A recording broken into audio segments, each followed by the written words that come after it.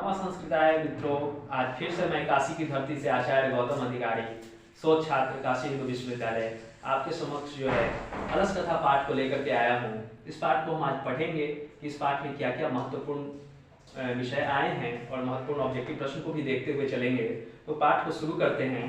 पाठ है, यहाँ से प्रारंभ होता है आपका अयम पाठ विद्यापति कृतस्य कथा ग्रंथस्य पुरुष परीक्षा इति नामकस्य अंश विशेषो ग्रंथो वर्तते। यह पाठ जो है विद्यापति रचित है।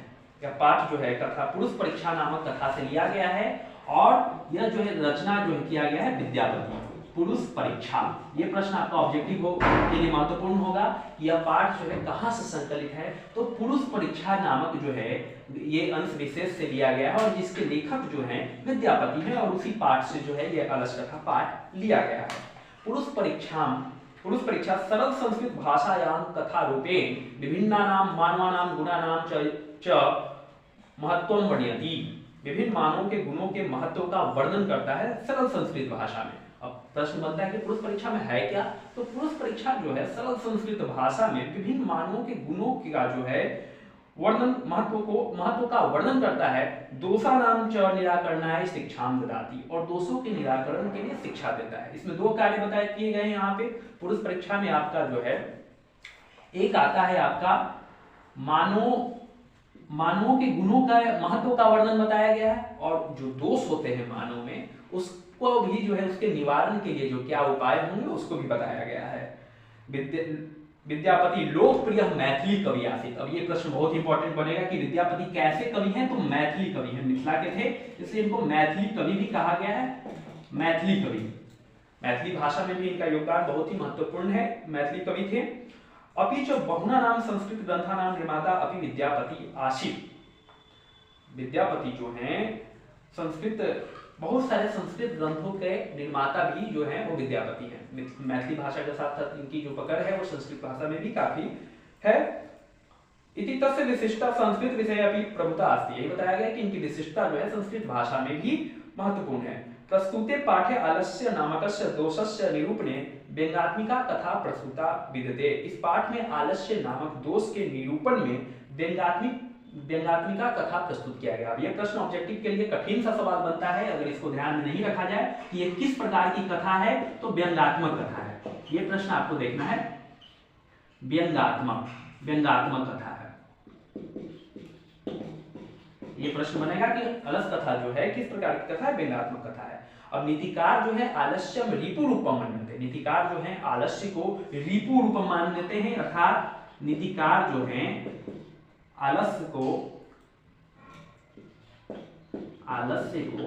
सबसे बड़ा शत्रु मानते हैं।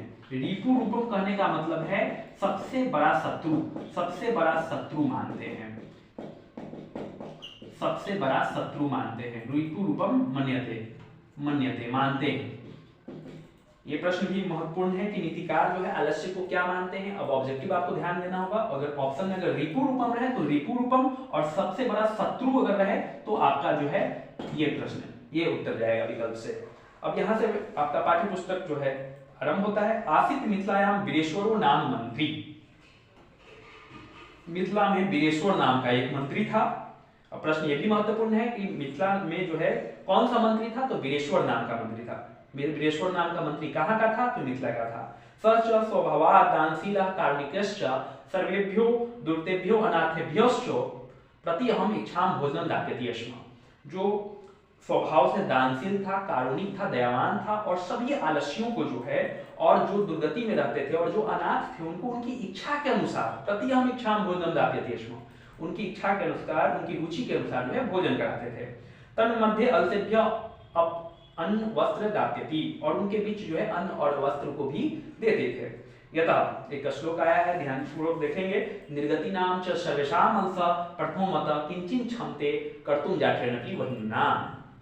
कहता है कि सभी आलसियों का प्रथम मत कहने का मतलब है यहाँ एक मत है। सभी आलसी जो हैं उनका एक ही मत है कि उन्हें जो है भूखे रहना पसंद है किंतु काम करना नहीं पसंद है। ऐसा अभी भी आपको बहुत सारे लोग मिल जाएंगे जिनको जो है काम करना पसंद नहीं होता है और सिर्फ जो है आलसी होते हैं, उनको बस खाने के लिए मिल जाए। तो ऐसे भी आपको समाज में आसपास देखने को मिलेंगे आपको। तो इस श्लोक का मतलब यही है कि सभी आलसी का एक ही यहाँ मध्य विचार है कि वो भूखे रहना पसंद करते हैं किंतु उनको काम करना नहीं है। ततो अलस पुरुषाणाम तत्र इष्टलाभम श्रुत्वा बहु बहुवस्तुंद परिमिर्जास्त्र वर्तुली बहुवा यतः, कहता है कि तब आलसियों के लाभ को सुन करके बहुत सारे ऐसे थे, यहाँ पर शब्द आया है तुंद परिमिर्जा अर्थात तोन बढ़ाने वाले, यानी कि सिर्फ खाने पीने वाले जो होते हैं उनको कहते हैं कि तोन बढ़ाने वाले लोग जो है इसके लाभ को सुन करके कि आलसी व्यक्ति को वहां पर जो है खाना, वन, वस्त्र, अन्न, वस्त्र इत्यादि प्रदान किया जा रहा है, सुन करके बहुत सारे लोग वहां चले आते हैं। और उसके बाद जो है श्रुत्वा एक शब्द आया है, यहाँ पर ध्यान दीजिएगा, ये बहुत ही व्याकरण के लिए इंपॉर्टेंट हो जाता है आपका एग्जाम के लिए, कि जिसके अंत में त्वा अगर जुटा हुआ रहे तो वो कत्वा प्रत्यय होगा, वो आपका जो है कत्वा प्रत्यय है, ये ध्यान दीजिएगा। हर जगह आपको ये शब्द मिलेंगे इस प्रकार से जिसके अंत में त्वा लगा हुआ हो। अब एक श्लोक और आता है यहाँ की स्थिति सौकर्य मूला ही सर्वेषाम अपि सघनते सजाति नाम सुखम दृष्ट्वा के न धवन्ति जन्तवः, कहता है कि अपनी जाति के सुख को देख करके कौन ऐसा होगा जो दौड़ा हुआ नहीं जाएगा। तो ठीक उसी प्रकार जो है आलसी लोग भी जो है दौड़ते हुए जाते हैं। पश्चात अलसानाम सुखम दृष्ट्वा धूर्ता अपि कृत्रिम आलस्यम दर्शयित्वा भोज्यम गृह्णन्ति, तब धूर्त लोग भी जो है बनावटी आलस को दिखा करके जो है आलसियों के सुख को देख करके धूर्त भी जो है बनावटी आलस को दिखा करके भोजन ग्रहण करते हैं। ये प्रश्न आपका इंपॉर्टेंट होगा कि कौन जो है कृत्रिम आलस्य दिखा करके, कृत्रिम आलस्य यानी कि बनावटी आलस्य दिखा करके भोजन ग्रहण करते हैं, भोजन ग्रहण करते हैं। तो याद रखना है आपको धूर्ता, ये बहुत ही महत्वपूर्ण प्रश्न है कि कौन जो है बनावटी आलस को दिखा करके भोजन ग्रहण करते हैं, तो धूर्ता।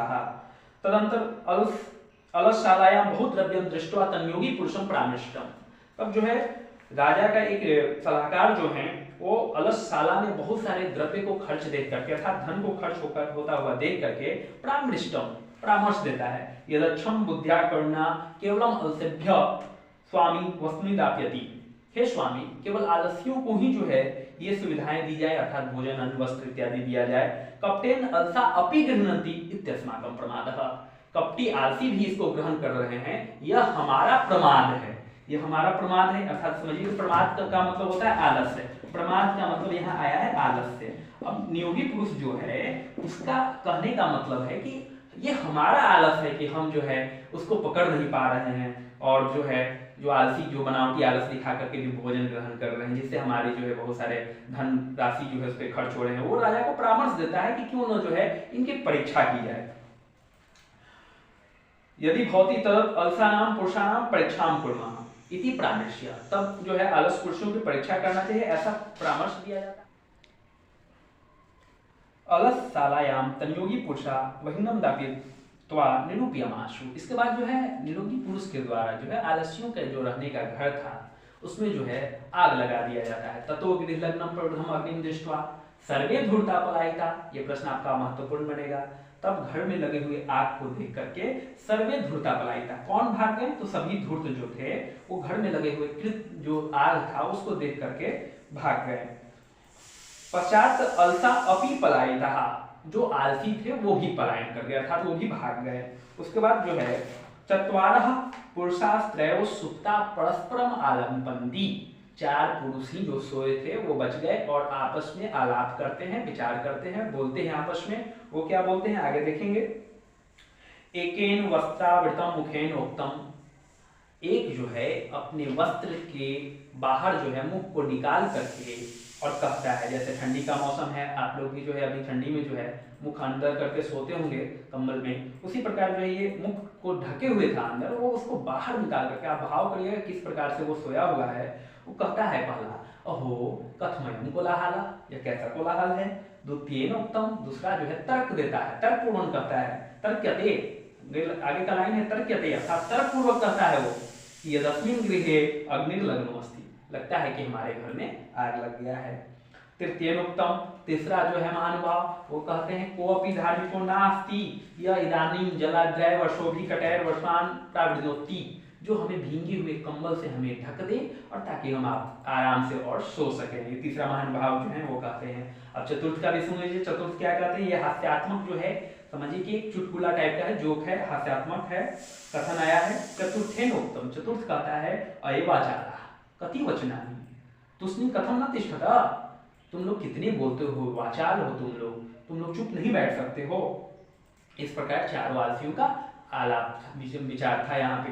ये प्रश्न काफी महत्वपूर्ण है आपके एग्जाम के लिए, प्रश्न आएगा आपका कि चारों आलसियों के वार्तालाप को अपनी भाषा में लिखे, हिंदी में लिखे, या हो सकता है कि आपका आ जाए कि संस्कृत में लिखे। अगर संस्कृत में लिखेंगे तो ज्यादा महत्वपूर्ण होगा आपके एग्जाम, आपका कॉपी ज्यादा सुंदर लगेगा। इसलिए हम बोलेंगे कि चारों आलसियों के वार्तालाप को आप संस्कृत में लिखें। तो एक बार फिर से सुनते हैं क्या कहता है। पहला जो है वो कहता है प्रथमम एकेन वस्त्राम मुखेन उत्तम, पहला जो है मुख को बाहर निकाल करके कहता है ओहो कथमयम कोलाहल, कैसा कोलाहल है। द्वितीय उत्तम, दूसरा कहता है तर्क्यते यदस्मिन् गृहे अग्निर्लग्नो अस्ति, हमारे घर में आग लग गया है। तृतीय उत्तम, तीसरा कहता है कोऽपि धार्मिको नास्ति य इदानीं जलत्रय वर्षो विकटैर् वर्षमान् प्राविणोति, जो हमें जो है भींगे हुए जल से, भींगे हुए कंबल से जो है हमको भींगे हुए जल से ढक दे, जो कंबल भींगा हुआ हो उससे ढक दे ताकि हम जो है आराम से सो सके। चतुर्थ जो है वो और बड़ा महानुभाव है, वो कहते हैं कि तुम लोग कितना शोरगुल मचा रहे हो जिससे हमारी निद्रा भंग हो जा रही है, तुम लोग चुप नहीं बैठ सकते हो ताकि मैं अब और आराम से सो सकूं। यही था कहानी। आगे फिर देखिए आगे क्या है। ततः चतुष्नाम अपि तेषाम् एवं प्रश्नम अलापम श्रुत्वा वहिन्नम च प्रथम येषाम् उपरि प्रतिष्यन्ते दृष्ट्वा नियोगी पुरुषय वर्ततेन चत्वारो अलसा केशवाकृष्य गृहीत्वा, फिर आगे गृहीत्वा गृहाद बहिष्कृता, गृहीत्वा में कौन सा प्रत्यय आएगा तो फिर कत्वा आएगा, जैसे श्रुत्वा हुआ तो उसी प्रकार गृहीत्वा है। तो घर से बाहर निकाला जाता है किसके द्वारा, नियोगी पुरुष के द्वारा। केस को पकड़ के बाहर खींचते हुए और चारों आलसियों को नियोगी पुरुष बाहर करता है। प्रश्न बनेगा आपका कि केस को पकड़कर खींचते हुए चारों आलसियों को कौन बाहर करता है, तो नियोगी पुरुष।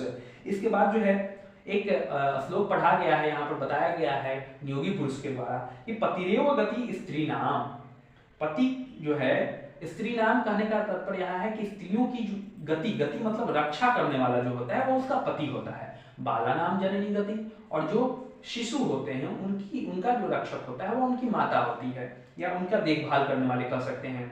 ठीक उसी प्रकार जो है आलस्यों को नालसा नाम गति काशिलोके कारुणिकम बिना, आलस्यों की गति जो है रक्षा करने वाला जो होता है वो कारुणिक होता है अर्थात दयावान होता है। पश्चातेषु चतुर्थ अलसेषु ततो अप्यधिकतरम वस्तु मंत्री दाप्यमासा, इसके बाद जो है और भी अधिक जो है धन वस्तु आदि प्रदान किया जाने लगा चारों आलसियों को। इस प्रकार यह पाठ हमारा समाप्त हो गया मित्रों। फिर मिलेंगे हम नए वीडियो के साथ, तब तक के लिए नमः संस्कृताय, धन्यवाद।